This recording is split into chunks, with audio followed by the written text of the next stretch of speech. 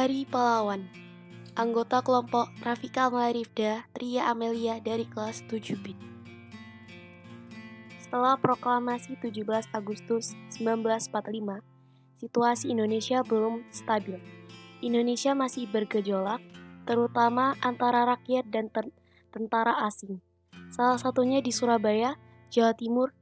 Peristiwa tersebut dikenal sebagai Hari Pahlawan. Setiap 10 November, negara kita tercinta memperingati Hari Pahlawan.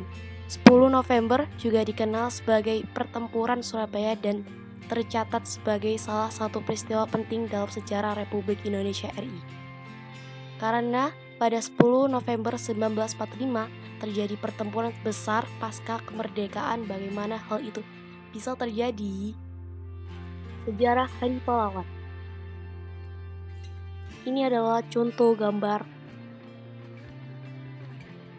Setelah Indonesia memproklamasikan kemerdekaan pada 17 Agustus 1945, pemerintahan mengeluarkan maklumat yang menetapkan mulai 1 September 1945, bendera nasional Saka Merah Putih dikibarkan di seluruh wilayah Indonesia. Gerakan pengibaran bendera tersebut meluas ke seluruh daerah-daerah, salah satunya di Surabaya. Pada pertengahan September, tentara Inggris mendarat di Jakarta dan mereka berada di Surabaya pada 25 September 1945. Tentara Inggris tergabung dalam AFNI, datang bersama dengan tentara Nika. Tugas mereka adalah melucuti tentara Jepang dan memulangkan mereka ke negaranya. Membebaskan tawanan perang yang ditahan oleh Jepang, sekaligus mengembalikan Indonesia kepada pemerintahan Belanda sebagai negara jajahan.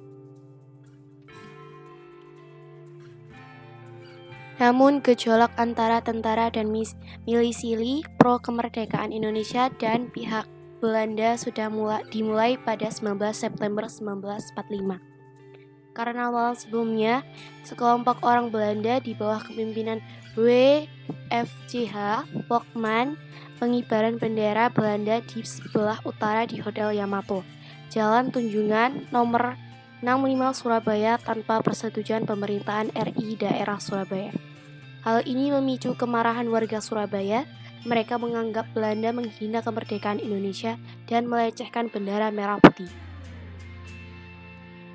Melalui Mayor Jenderal Robert Mansen mengganti Malabi, ia mengeluarkan ultimatum yang menyebutkan bahwa semua pemimpin dan orang Indonesia bersenjata harus melapor dan meletakkan senjata di tempat yang ditentukan dan menyerahkan diri dengan mengangkat tangan di atas.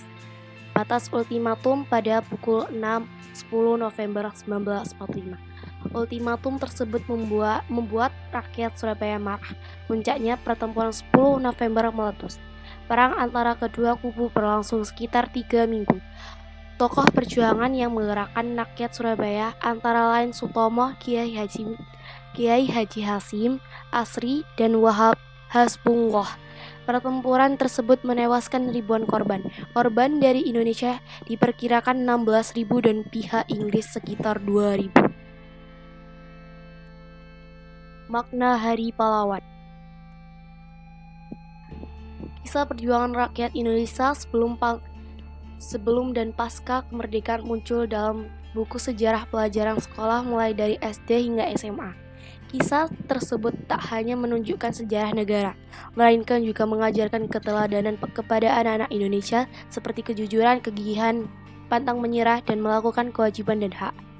Kita pun bisa mengenalkan makna Hari Pahlawan dari kehidupan sehari-hari, seperti mempertahankan dan kemerdekaan dengan belajar tekun, meraih prestasi di bidang yang diminati, menolong teman yang sedang kesusahan, dan membiasakan untuk mengucapkan terima kasih, maaf, serta tolong kepada orang lain.